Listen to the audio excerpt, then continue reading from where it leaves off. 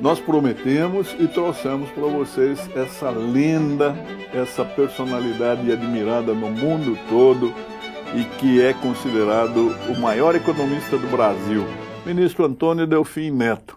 Muito obrigado. Meu caro desembargador, em primeiro lugar, eu quero agradecer muito a sua gentileza e a sua excessiva generosidade. É para mim uma grande alegria estar hoje conversando com esse grande desembargador na linha. Aqui na Uniregistral, ministro, nós temos uma preocupação muito grande com a economia. O mercado imobiliário, ele fica sempre a depender das oscilações, das ameaças, das crises mundiais e das crises das quais o Brasil não costuma ser muito modesto, né? Nós vivemos em crise crônica, o que é uma contradição, porque crise devia ser um momento, né?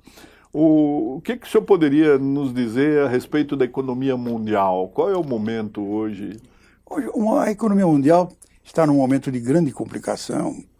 Eu acho que o Trump está fazendo uma política que no curto prazo é relativamente eficiente para aumentar o PIB americano, mas o comportamento dele no mercado internacional é extremamente perigoso, pode levar realmente a uma redução importante do comércio internacional e, a partir daí, uma redução do crescimento mundial.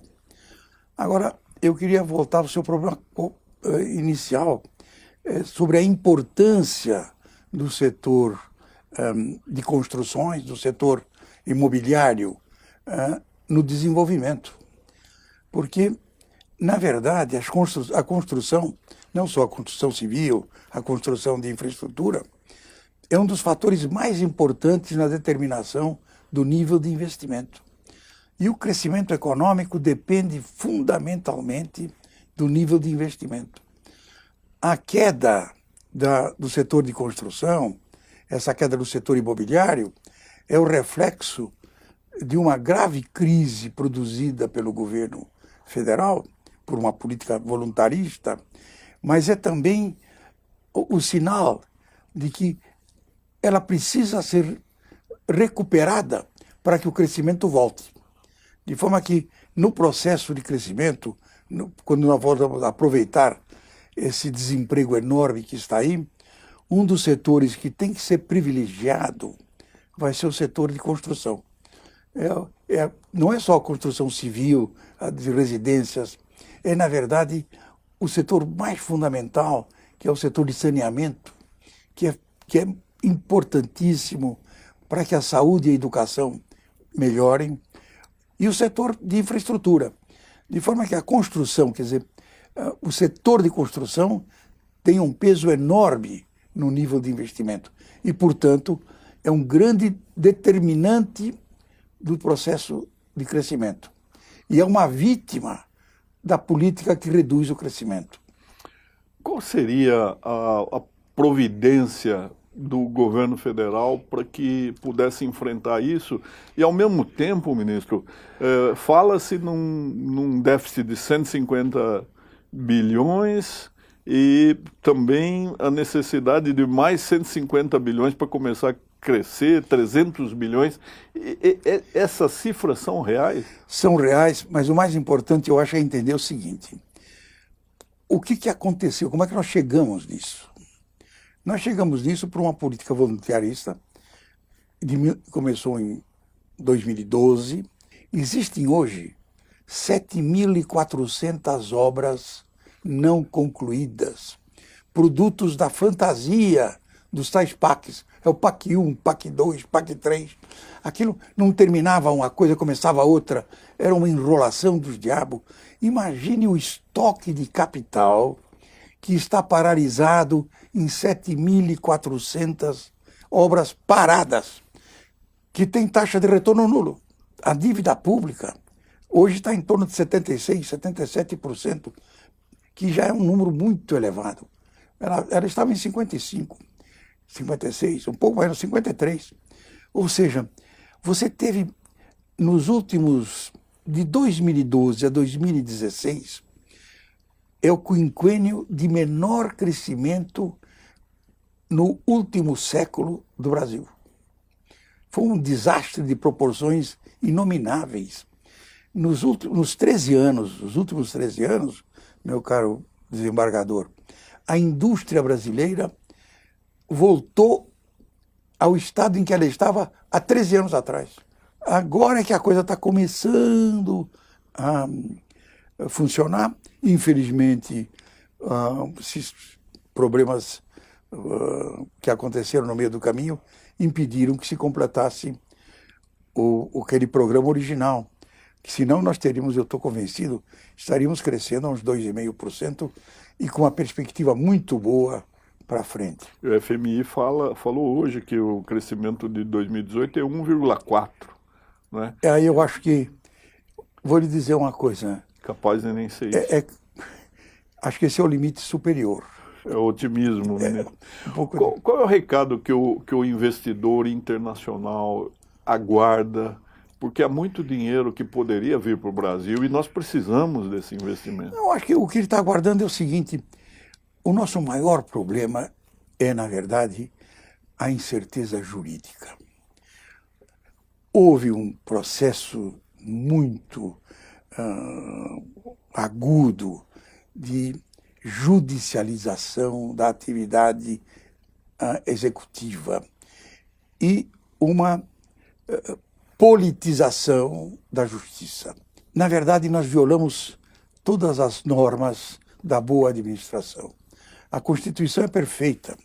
A Constituição diz que os três poderes são independentes e harmônicos. Mas quem produz a harmonia? Não é apenas entre eles.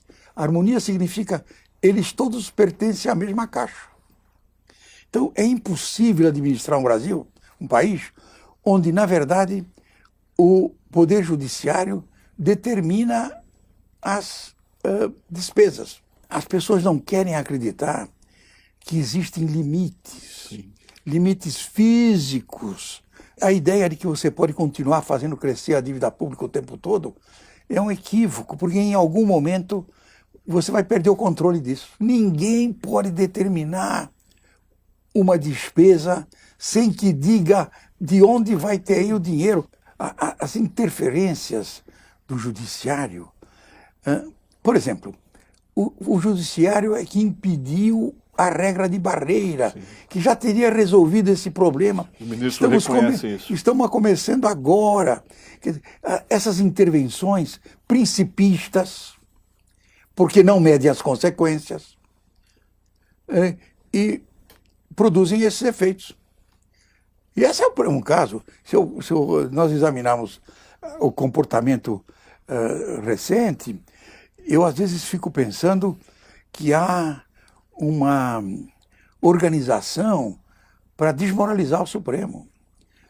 O Supremo virou a lata de lixo dos problemas nacionais. É um dos problemas do Supremo, ministro, que todos, assim, nós reconhecemos, nós, o pessoal da área jurídica, é o de que o Supremo ele não quer desistir, não quer declinar de atribuições que não são de uma corte constitucional. Mas não faz sentido cada ministro ter 10 mil processos e ser segunda instância do juizado especial e televisionar as sessões eu acho tudo que isso, prolongaram o julgamento. Nós fomos cometendo pequenos erros que se acumularam, mas neste caso, por exemplo, até hoje não se julgou. O mal, a tragédia que isso produziu é uma coisa inacreditável. O custo social disso é muito grande. Eu acho que o Supremo tem que se defender, porque eu imagino que essa técnica de postergação que é usada está tentando minar a autoridade do Supremo. O Supremo, nós sacralizamos o Supremo na Constituição.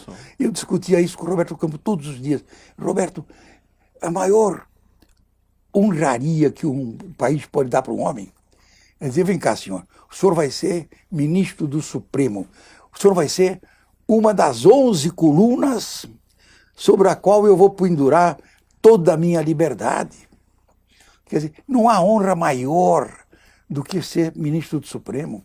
Tudo isso, na minha opinião, está sendo destruído por causa desse processo de levar tudo ao Supremo. Então não é possível. Tem um problema de combustível, leva para o Supremo. Tem um problema de concessão de ferrovias, leva para o Supremo. Tudo se leva para o Supremo. Quer dizer, um Estado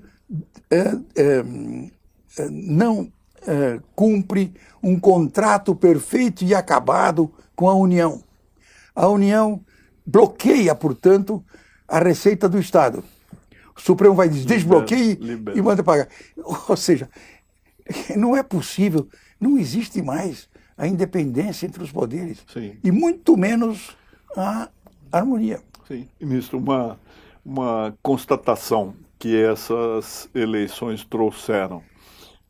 Há quem pensasse que a televisão continuava a ser a grande condutora da vontade eleitoral e que as redes sociais eram restritas a um grupo elitizado, a juventude que não se interessava por política.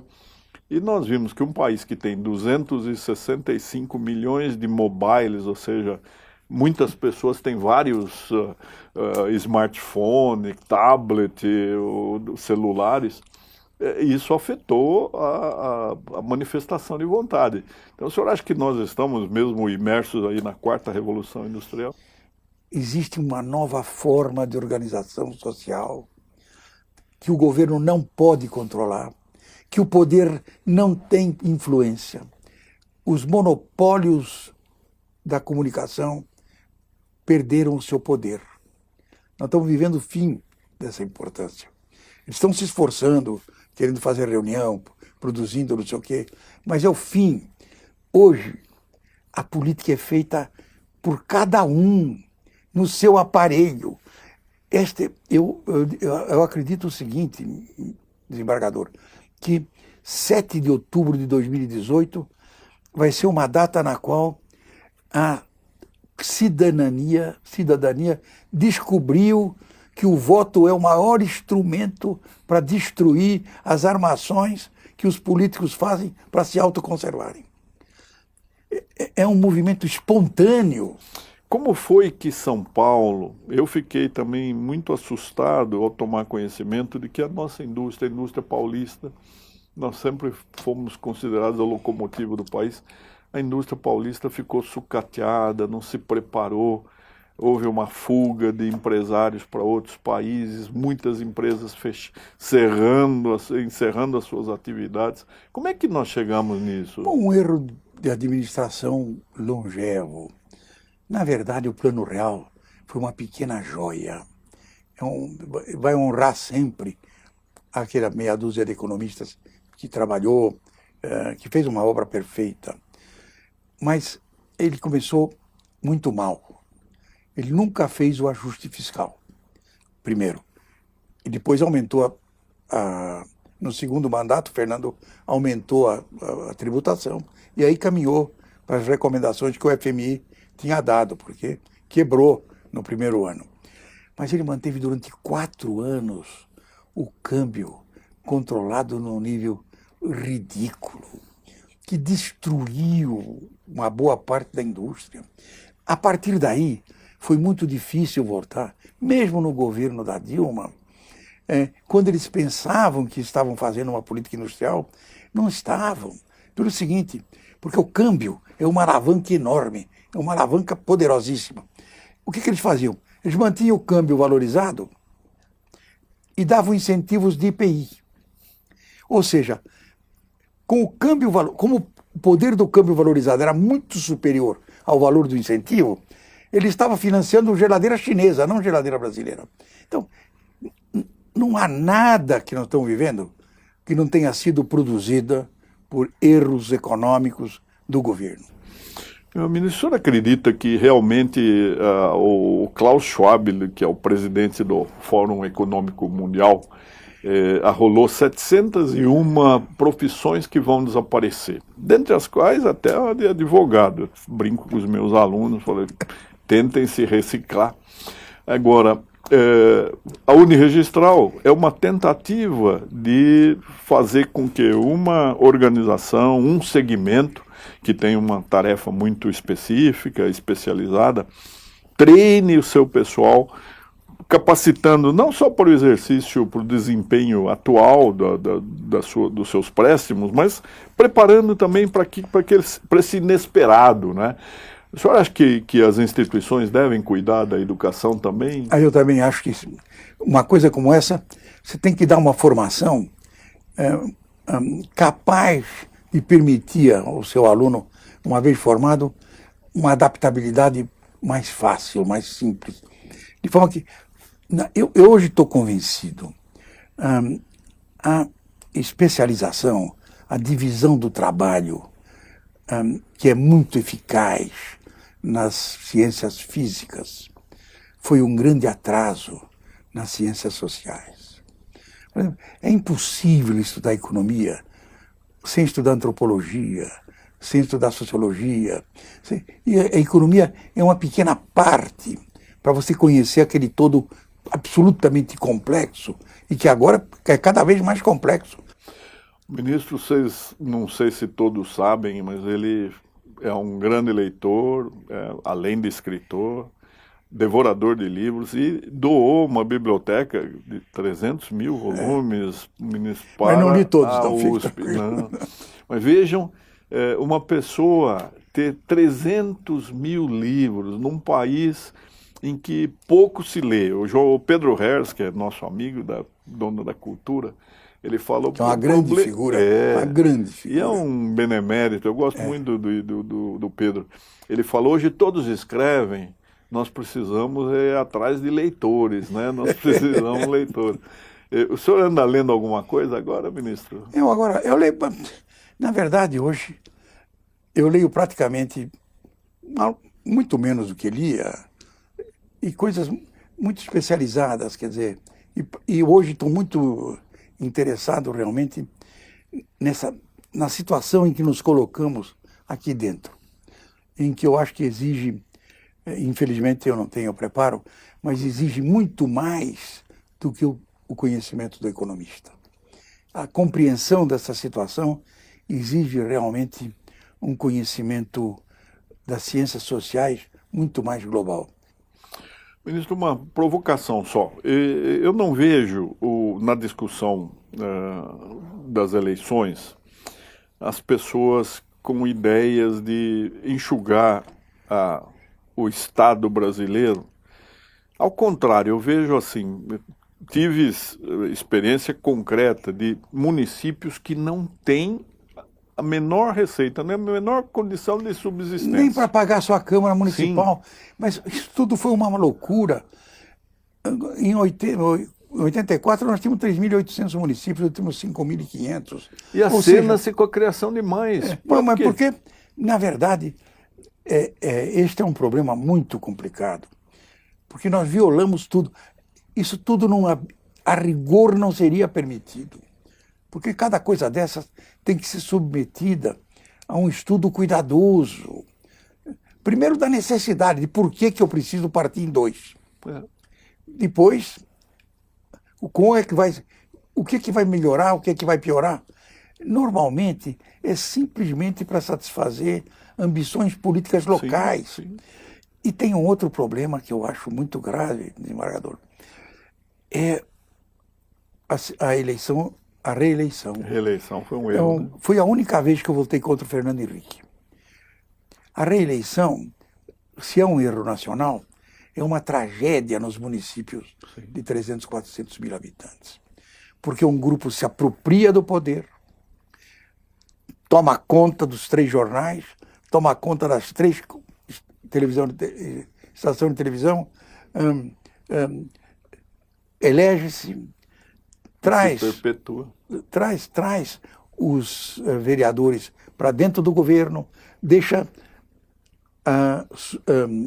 suplentes.